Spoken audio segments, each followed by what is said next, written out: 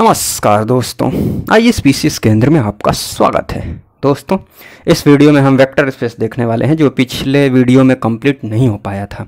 ठीक है, ये इम्पोर्टेंट भी है, आप ध्यान दीजिएगा इसमें। और पिछला वीडियो आपने नहीं देखा है तो उसको देख सकते हैं। उससे क्या होगा कि जो कॉन्सेप्ट उसमें यूज किया है ना, वही कॉन्सेप्ट यहाँ पर यूज करने वाले हैं, तो थोड़ा सा यहाँ पर समझने में आसानी होगी। ठीक है, और इस वेक्टर स्पेस से क्वेश्चंस पूछे भी जाते हैं मैथ्स ऑप्शनल में। ठीक है ना, देखिए बीपीएससी में भी पूछा गया है कि if P is prime is Z N P a vector space over Z P. ठीक है ना, तो चेक करने के लिए अगर क्वेश्चन आ जाता है कि क्या ये वेक्टर स्पेस है, तो हमें पता होना चाहिए कि वेक्टर स्पेस होने के लिए कौन कौन सी शर्तें हैं, कंडीशंस क्या हैं। ठीक है ना, तो चलिए यहाँ पर जो वेक्टर स्पेस हम डिफाइन करने जा रहे हैं, vector space over field F. पिछले वीडियो में मैंने बताया था ना कि एफ कोई फील्ड है जिसके एलिमेंट्स को हम क्या बोलते हैं, स्केलर्स बोलते हैं। ठीक है ना, और ये वेक्टर स्पेस है, वेक्टर स्पेस के एलिमेंट को वेक्टर बोलते हैं। ठीक, और अगर इसको ऐसे लिख दिया जाए तो इसको क्या पढ़ेंगे भाई, vector space over field F. ठीक है ना, तो ये थोड़ा सा बताया था और वहाँ पर ये बताया था कि फील्ड के लिए कंडीशन क्या है, शर्तें क्या है। ठीक है ना, तो वेक्टर स्पेस के लिए ज़रूरी कंडीशन क्या है वो देख लीजिए। मान लीजिए V एक कोई वेक्टर स्पेस है, V is called vector space. ठीक है ना, vector space over field F। कब वेक्टर स्पेस होगा ये VF, ये क्या है, vector space over field F कब होगा, जब ये चारों प्रॉपर्टी, चारों ये कंडीशन क्या करें, होल्ड करें। ठीक है ना, पहला क्या है, इंटरनल कंपोजिशन, दूसरा क्या है, एक्सटर्नल कंपोजिशन, और V प्लस अबेलियन ग्रुप होना चाहिए। अबेलियन मैंने पिछले वीडियो में बताया भी है, यहाँ भी बता दूंगा, बट पीछे वाला वीडियो हो सके तो आप देख लीजिएगा। ठीक है ना, और फिर ये फोर्थ प्रॉपर्टी भी लास्ट में मैं समझा रहा हूँ।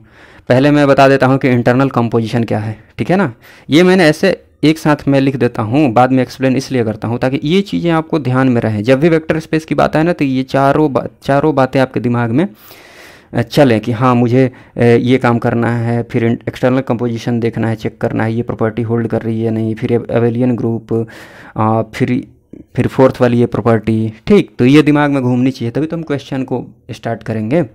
ठीक है ना, चलिए सबसे पहले मैं आपको बता देता हूँ इंटरनल कंपोजिशन का मतलब क्या है। देखिए, इंटरनल कंपोजिशन का मतलब ये है ना कि मान लीजिए कि कोई एलिमेंट ए है, कोई एलिमेंट बी है, मान लीजिए कोई सेट है ए। ठीक है ना, ए भी कहाँ से बिलोंग कर रहे हैं, ए से। अब ए को ऑपरेट कीजिएगा बी के साथ, मान लीजिए ये कोई ऑपरेशन है, इसकी जगह पर प्लस हो सकता है, माइनस हो सकता है, डॉट हो सकता है। ठीक है ना, कोई दिक्कत, तो ए को बी के साथ ऑपरेट कर रहे हैं, ये कोई स्टार ऑपरेशन है। ठीक, तो ये भी कहाँ से बिलोंग करना चाहिए, ए से ही। तो कायदे से देखा जाए तो ये क्या है, क्लोजर प्रॉपर्टी ही है। आ रहा समझ में ना, जैसे हमने देखा था ना कि वो प्लस वाले में कि ए बी अगर एफ से बिलोंग कर रहा है तो ए प्लस बी भी एफ से बिलोंग करेगा, तो ये क्लोजर प्रॉपर्टी ही तो है। तो closure property, internal composition basically देखा जाए तो क्लोजर प्रॉपर्टी ही है। ठीक है, ओके। एक्सटर्नल कंपोजिशन की बात की जाए, अच्छा इंटरनल इसका नाम इसलिए भी हो जाता है क्योंकि देखिए ये जो एफ सेट है ना, एफ सेट, चाहे यहाँ ए ले लीजिए, ए जो सेट है ना, तो ए के अंदर से हम ए बी को उठा रहे हैं, तो इसको जब ऑपरेट कर रहे हैं, ऑपरेट करने के बाद भी जो मिल रहा है वो भी इसी के अंदर से आ रहा है, इसीलिए इंटरनल कंपोजिशन बोल दिया जा रहा है। ऐसे ध्यान में रख सकते हैं आप। ठीक है, वीडियो की लेंथ ज़्यादा लंबी ना हो जाए, उसके लिए मैं क्या करता हूँ, यहीं पर चीज़ों को समझा लेता हूँ।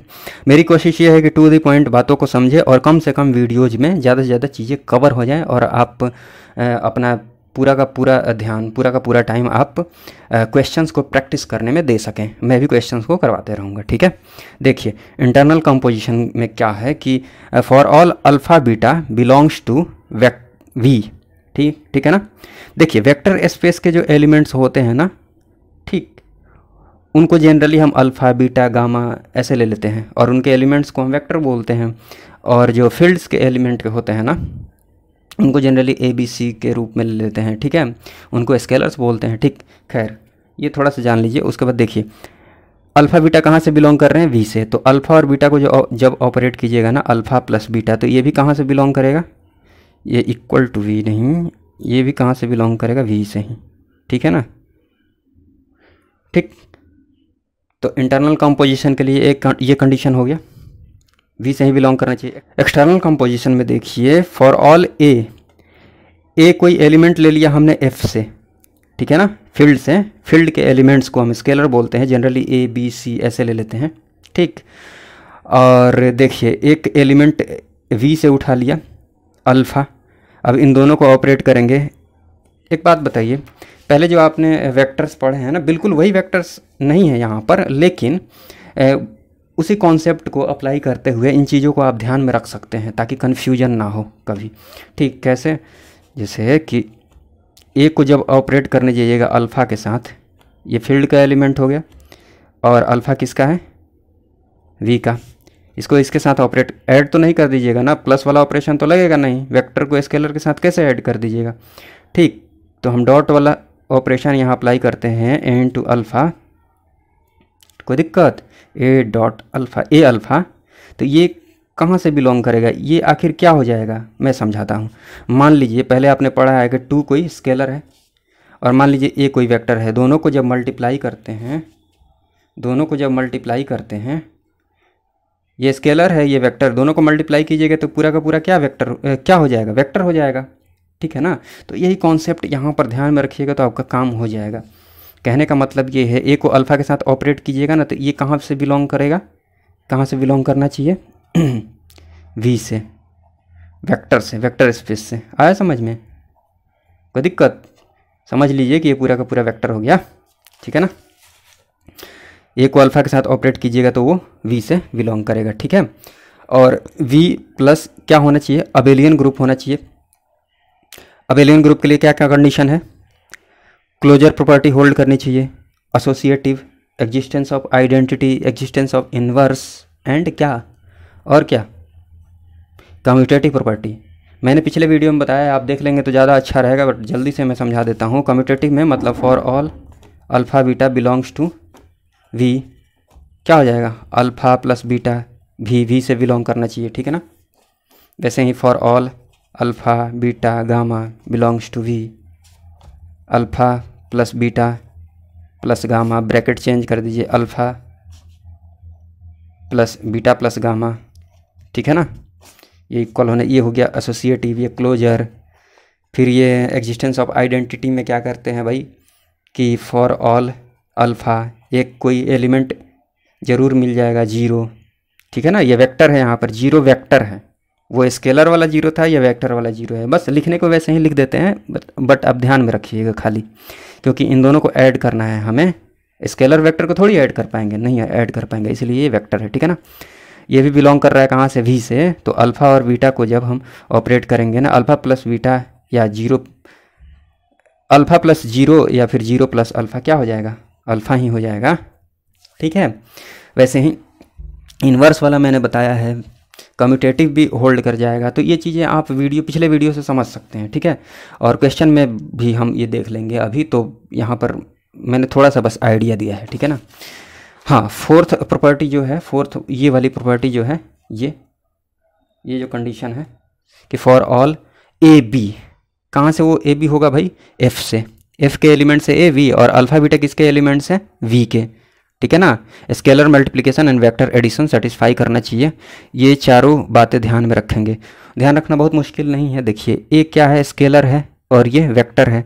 स्केलर जनरली हम लोग इसको ध्यान रखना है ना, उसके लिए मैं बता रहा हूँ। जनरली क्या करते हैं, जब हम मल्टीप्लाई करते हैं स्केलर में वेक्टर से, तो जनरली स्केलर को हम पहले लिखते हैं, वेक्टर को बाद में लिखते हैं। मतलब स्केलर को पहले लिख दिया, ये अल्फ़ा प्लस बीटा, तो ये क्या हो जाएगा? ए डॉट अल्फ़ा प्लस ए डॉट बीटा।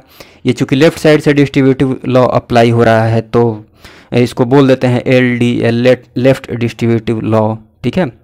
और यहाँ पर देख लीजिए, यहाँ पर फिर बोलिएगा कि अरे वहाँ अल्फ़ा प्लस बीटा था, ये ए प्लस बी है और अल्फ़ा बाद में है। तो मैंने वही तो बताया था, क्या बताया था कि आप ध्यान में ये रखिए कि जनरली हम क्या करते हैं, स्केलर को पहले लिखते हैं। तो यहाँ पर जब यहाँ पर 2 वेक्टर लिया था हमने, यहाँ 2 स्केलर लिया है, तो 2 स्केलर लिया तो स्केलर को आप पहले लिख दीजिए और अल्फ़ा बाद में, ये राइट। और ये जो डिस्ट्रीब्यूटिव लॉ अप्लाई हो रहा है ना, वो कहाँ से हो रहा है? राइट साइड से, इधर की तरफ से, इधर की तरफ से। तो RDL इसको बोल लेते हैं, राइट डिस्ट्रीब्यूटिव लॉ। बस जान लीजिए, ऑपरेट कीजिएगा तो ये इसके साथ जाएगा तो ए अल्फ़ा, ये इसके साथ जाएगा तो बी बीटा बी अल्फ़ा, ठीक है। फिर ये तो सिंपल सा है एसोसिएटिव लॉ, और ये 1 के साथ अल्फ़ा को मल्टीप्लाई करेंगे तो अल्फ़ा ही रह जाएगा, क्योंकि 1 क्या है, यूनिटी एलिमेंट है, ठीक है ना, कोई दिक्कत नहीं है। तो ये बहुत मुश्किल नहीं है, इसमें ज़्यादा दिमाग नहीं लगाना पड़ेगा आपको, ज़्यादा दिमाग यहाँ पर लगाना पड़ेगा आपको एक्सटर्नल, इंटरनल, एक्सटर्नल में और अबेलियन ग्रुप चेक करने में। इसमें ज़्यादा ध्यान नहीं लगाना पड़ेगा, हम क्वेश्चन जब देखेंगे तो सारी चीज़ें क्लियर हो जाएंगी, ठीक है ना। चलिए कुछ एग्जांपल्स को देख लेते हैं। ये मैंने एग्जांपल्स जो लिए हैं वो IMS के नोट्स से लिए हैं। तो एग्जांपल्स में ये है ना भाई कि मान लीजिए ये वेक्टर स्पेस जो है ना, ये वाला सेट जो है अपना, ये क्या है, इंटीजर है, और F वाला जो सेट है वो क्या है, रेशनल नंबर है। तो हमें देखना है कि क्या VF मतलब vector space over F vector space है या नहीं है, ठीक है ना, VF वेक्टर स्पेस है या नहीं है, ठीक है, कोई दिक्कत। ओके, चलिए देखते हैं कैसे। तो सबसे पहले क्या ध्यान में आना चाहिए आपको, मैंने 4 बातें क्या बताई थी, एक इंटरनल कंपोजिशन, एक्सटर्नल कंपोजिशन, ठीक है, फिर अबेलियन वाला, फिर डिस्ट्रीब्यूटिव वाला, ठीक ना। चलिए पहले देख लेते हैं इंटरनल कंपोजिशन अप्लाई हो पा रहा है या नहीं हो पा रहा है इस पर। तो for all alpha beta belongs to vector space, V की जगह पर क्या लेंगे यहाँ, इंटीजर, क्योंकि V अपना क्या है, I है। तो एक बात बताइए, अल्फ़ा प्लस बीटा जब आप कीजिएगा, मान लीजिए 2 और 3 ले लिया आपने, इंटीजर है 2 3, 2 + 3 जब आएगा 5, तो वो भी कहाँ से बिलोंग करेगा, इंटीजर से ही। तो इसमें तो कोई प्रॉब्लम होगी नहीं, 2 इंटीजर को ऐड कीजिएगा तो हमेशा वो इंटीजर ही रहेगा, ठीक है ना। तो vector addition is an internal composition on I, इसमें कोई प्रॉब्लम की बात नहीं है, ठीक है ना। हाँ, एक्सटर्नल कंपोजिशन की बात की जाए तो एक एलिमेंट हम उठा लेते हैं, ये A, कहाँ से, रेशनल नंबर से, ये क्या है, स्केलर है, और अल्फ़ा उठा लेते हैं कहाँ से, इंटीजर से, वो क्या है, वेक्टर है अल्फ़ा। अरे भाई देखिए तो ऊपर लिखा हुआ है ना कि वेक्टर स्पेस अपना I है और फील्ड क्या है, Q है, कोई दिक्कत नहीं है।